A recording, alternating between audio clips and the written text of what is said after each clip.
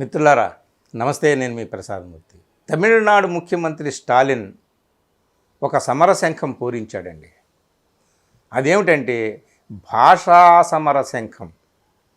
ఆయన ఒక సంగ్రామానికి ఈ భాషా సమరశంఖం పూరించాడు. ఏమిటి ఆ భాషా సమరశంఖం? అయ్యా, కేంద్రంలో ఉన్నటువంటి పెద్దలారా, ఉత్తరాది నుండి వచ్చినటువంటి నాయకులారా, హిందీ భాషకు ప్రాతినిధ్యం వహిస్తున్నటువంటి మహానుభావులారా, మా దక్షిణాది రాష్ట్రాల మీద, మా మాతృభాషల మీద మీ పెత్తనాన్ని ఆపండి నాయనా అని చెప్పేది ఆయన సమరశంఖం. ఇది ఆయన సంగ్రామం. హిందీ భాషను మా మీద బలవంతంగా రుద్దొద్దు అని. ఇది ఇప్పుడు కాదు మిత్రులారా, ఇది గతం నుంచి కూడా దశాబ్దాలుగా తమిళనాడులో ప్రజలు, అక్కడ నాయకులు, అక్కడ సంఘ సంస్కర్తలు అందరూ కూడా హిందీ భాషను దక్షిణాది భాషల మీద రద్దొద్దు అని చెప్పి ఆందోళన చేశారు, ఉద్యమాలు చేశారు, విప్లవాలు నడిపారు. ఇప్పటికీ కూడా అదే విధమైనటువంటి బాటలో తమిళులు నడుస్తున్నారు. ఆ సంప్రదాయానికి కొనసాగింపే స్టాలిన్ అన్నమాట. అయితే ఇప్పుడు లేటెస్ట్గా మళ్ళీ ఈ వివాదం ఎందుకు వచ్చిందా అంటే, తమిళనాడులో హిందీ భాషను అనుమతించట్లేదు, బోధించట్లేదు అని చెప్పి తమిళనాడుకు అందాల్సినటువంటి విద్యారంగానికి చెందినటువంటి ఆర్థిక కేటాయింపును యూనియన్ గవర్నమెంట్ ఆపేసింది, నిలిపింది. అంటే మీ భాషను మేము బోధించకపోవడం వల్ల, మా భాషను మేము రక్షించుకోవడానికి మేము చర్యలు తీసుకోవడం వల్ల మాకు మీరు నిధులు ఆపేస్తారా? ఇది దుర్మార్గం కదా. అయినా సరే మీరేంటి, మీ పెత్తనం ఏంటి, మీ భాషను మేమెందుకు నెత్తి మీద మోయాలి అని చెప్పి స్టాలిన్ వాదన.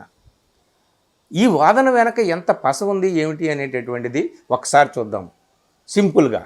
మిత్రులారా, దీని వెనక చాలా సాంస్కృతికమైనటువంటి, భావజాలపరమైనటువంటి ఒక గొప్ప సంఘర్షణ ఉంది, గొప్ప వైరుధ్యం ఉంది.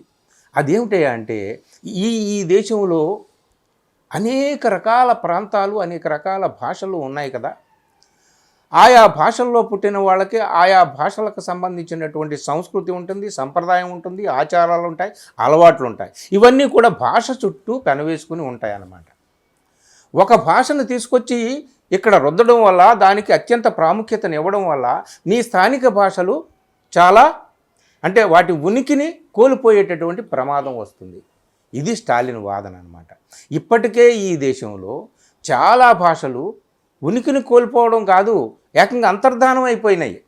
ఆయన నిన్న సోషల్ మీడియాలో ఒక లిస్టు పెట్టాడు, ఏ భాషలు ఈ దేశం నుంచి మరుగుపడిపోయిన హిందీని మీరు ఇంపోజ్ చేయడం వల్ల అని చెప్పి చక్కగా ఆయన ఒకటి మనకి పోస్ట్ చేశాడు సోషల్ మీడియాలో.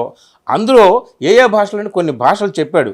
మీకు చెప్తున్నాను, హిందీ మింగేసింది, హిందీ అనేటటువంటి కొండచెలు మింగేసిందని అంటాడు. ఇది ఒక లాంగ్వేజ్ ఫ్యాసిజం అమల్లో ఉంది ఈ దేశంలో అంటున్నాడు. చాలా స్ట్రాంగ్గా మాట్లాడతాడు, తీవ్రంగా మాట్లాడతాడు స్టాలిన్.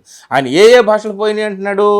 ఒకటి భోజ్పురి, ఇంకోటి మైథిలి, అవధి, బ్రజ్, బుండేలి, గఢవాలి, కుమవోని, మగాహి, మార్వారి, మాల్వి, ఛత్తీస్గఢీ, సంతలి, ఆంగికా, హో, ఖారియా, ఖోర్తా, కుర్మాలి, కురుక్, ముందారి. ఇట్లాంటి లాంగ్వేజెస్ చాలా వరకు అంతర్ధానం అయిపోయినాయి, అదృశ్యం అయిపోయినాయి. ఏం దెబ్బకు అదృశ్యం అయిపోయినాయి? హిందీ దెబ్బకు అదృశ్యం అయిపోయినాయి. నిజంగా హిందీ హార్ట్ ల్యాండ్ అని అంటామే కొన్ని స్టేట్స్ని, ఉత్తరప్రదేశ్, బీహార్ లాంటి స్టేట్స్ని. అవి నిజంగా అక్కడ హిందీ లాంగ్వేజ్ కాదు వాళ్ళ ప్రజలది. అక్కడ భోజ్పురి, బీహార్లో భోజ్పురి చాలా ప్రాముఖ్యమైనటువంటి భాష అనమాట.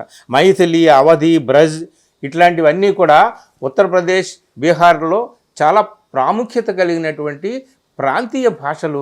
అక్కడ ఆ మాండలికంలో ఇప్పటికీ కూడా ప్రజలు మాట్లాడుకుంటారు. అవన్నీ కూడా కనుమరుగైపోయినాయి అని చెప్పి ఈయన లిస్టు చెబుతూ, ఆఖరికి ఇదే హిందీ భాష బలవంతంగా మీరు రుద్ది చేస్తే చివరికి తమిళం ఉండదు, కన్నడం ఉండదు, తెలుగు ఉండదు, మలయాళం ఉండదు. ఇవన్నీ కూడా పోతాయి ఒక రోజుకి. ఎట్లా పోతాయి? మీరు 3 లాంగ్వేజ్ ఫార్ములా అనుసరించండి అని చెప్తున్నాం కదా అని వాళ్ళు అంటారు. అలా అంటే 3 లాంగ్వేజ్ ఫార్ములాలో హిందీని కూడా ఎందుకు ఖచ్చితంగా పెట్టాలని ఈయన ప్రశ్న. మేము భారతీయ భాషలో ఏదో ఇంకొక భాషను పెట్టుకుంటాం, హిందీనే ఎందుకు మీరు కంపల్సరీ చేయాలి? కేంద్రం యొక్క టాక్టిక్స్ ఏమిటంటే హిందీని కంపల్సరీ చేయాలి, అలాగే ఇంటర్నేషనల్ లాంగ్వేజ్ ఇంగ్లీష్ కంపల్సరీగా ఉండాలి, ఇక స్థానీయ భాష ఏదైతే ఉందో ఆ రాష్ట్రానికి సంబంధించినటువంటిది అది ఉంటుంది. ఇతర భారతీయ భాషలు ఏవీ ఉండవు, ఎందుకంటే హిందీ అక్కడ వచ్చేస్తుంది కాబట్టి. కానీ ఇంకొక రకమైనటువంటి ఈ బలవంతపు వృద్ధుడి వల్ల ఇంకొక రకమైన నష్టం ఏమిటి అంటే, అధికారికమైనటువంటి అన్ని ఉత్తర ప్రత్యుత్తరాలు, డాక్యుమెంట్స్, చట్టాలు, కోర్టుల్లో ఉన్నటువంటి జడ్జిమెంట్సు, న్యాయపరమైనటువంటి విషయాలు అన్నీ కూడా ఇప్పటికే సినిమాల రూపంలో, సీరియల్స్ రూపంలో హిందీ ప్రతి ఇంటింటికి వచ్చేసింది. కాబట్టి ఈ విధంగా అన్నింటిలోనూ కూడా అధికారికంగా హిందీని వాడడం వల్ల చివరికి ఏమవుతుంది అంటే, ఆయా మాతృభాషల యొక్క ప్రభ తగ్గిపోతూ క్రమంగా అవి కనుమరుగైపోతాయి. హిందీ క్రమంగా బలపడుతూ ఉంటుంది. ఆల్రెడీ బలపడింది.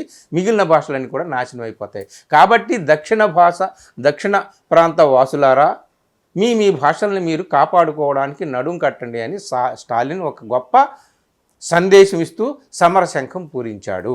మరోపక్క డీలిమిటేషన్ పేరు చెబుతూ, నియోజకవర్గాల పునర్విభజన పేరు చెబుతూ, ఉత్తరాదిన బాగా పెరిగిపోయినటువంటి జనసంఖ్యను ఆధారంగా చేసుకొని వాళ్ళ సీట్లు బాగా పెంచేసుకొని పార్లమెంట్లో దక్షిణాది సీట్లు తగ్గించేసేసి దక్షిణాదికి అసలు ఏమాత్రం విలువ లేకుండా చేయడానికి ఇంకొక ప్రయత్నం అంటూ జరుగుతుంది డీలిమిటేషన్ పేరు మీద. దీన్ని కూడా స్టాలిన్ వ్యతిరేకిస్తున్నాడు.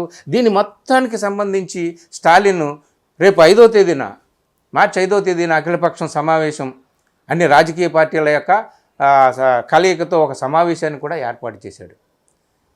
ఇక్కడ ఒక విషయం గుర్తుపెట్టుకోవాలి మనం. మొన్న ఈ మధ్యనే 2-3 నెలల క్రితం రేవంత్ రెడ్డి ప్రెస్ మీట్ పెట్టి ఒక మాట అన్నాడు. ఏమిటంటే, ఆర్థికంగా ఎక్కువగా సంపద సమకూర్చుతున్నది దక్షిణాది రాష్ట్రాలు, కానీ ఎక్కువగా ఆర్థిక వనరులు కేంద్రం అందజేస్తున్నది ఉత్తరాది రాష్ట్రాలకు. ఆయన ఒక ఎగ్జాంపుల్ ఇచ్చాడు. ఉదాహరణకి ఉత్తరాది రాష్ట్రాల నుంచి వచ్చే రాబడి ₹1 అయితే కేంద్రం ఉత్తరాది రాష్ట్రాలకు ₹10 ఇస్తుంది. మేము దక్షిణాది రాష్ట్రాల్లో ముఖ్యంగా హైదరాబాద్, తెలంగాణ లాంటి రాష్ట్రాలు మేము మేము ₹10 ఇస్తే మాకు ₹1-2 ఇస్తున్నారు. అంతా కూడా నష్టం జరుగుతుంది. సంపదను కూర్చేది మేము, సంపదను పంచేది వేరొకళ్ళకి అని చెప్పి ఆర్థికపరమైనటువంటి విభజన ఒకటి వచ్చింది. సౌత్ వర్సెస్ నార్త్ మధ్య ఇదిగో భాషాపరమైనటువంటి క్లియర్ కట్ ఒక విభజన, ఒక వార్ లైక్ సిచ్యువేషన్ అనేటటువంటిది ఒకటి ఆల్రెడీ వచ్చింది. ఇంకొకటి డీలిమిటేషన్ పేరు మీద ఇప్పుడు కొత్తగా మరొక భూతం మన మీద విరుచుకు పడబోతుంది. అందుకని సౌత్ వర్సెస్ నార్త్ అనేటటువంటి ఒక క్లియర్ కట్ విభజన అనేటటువంటిది స్పష్టంగా ఇప్పుడు కనపడుతుంది. రేపొద్దున ఎలాంటి స్టాండ్ తీసుకుంటారో ఈ సౌత్ సీఎంస్, అలాగే సౌత్ పొలిటికల్ లీడర్స్ అందరూ కూడా ఇర్రెస్పెక్టివ్ ఆఫ్ పొలిటికల్ పార్టీస్ అందరూ కలిసి ఈ దక్షిణ ప్రాంత ప్రాభవాన్ని, భాషని, అలాగే వీళ్ళ రాజకీయ ప్రాబల్యాన్ని, వీళ్ళ ప్రాతినిధ్యాన్ని కాపాడుకోవడానికి ఈ దక్షిణాది రాష్ట్రాల రాజకీయ పార్టీల నాయకులందరూ కలిసి ఏమి నిర్ణయం తీసుకుంటారో ఏమో కానీ ఇప్పుడైతే మాత్రము దక్షిణ ప్రాంతం, ఉత్తర ప్రాంతం, ఇది దక్షిణ ఉత్తర భారతం అనేటటువంటిది నెట్ట నిలువున చీలినటువంటి ఒక దృశ్యం అయితే మనకు కనిపిస్తుంది. చూద్దాం దీని పరిణామాలు ఎలా ఉంటాయో. Thank you.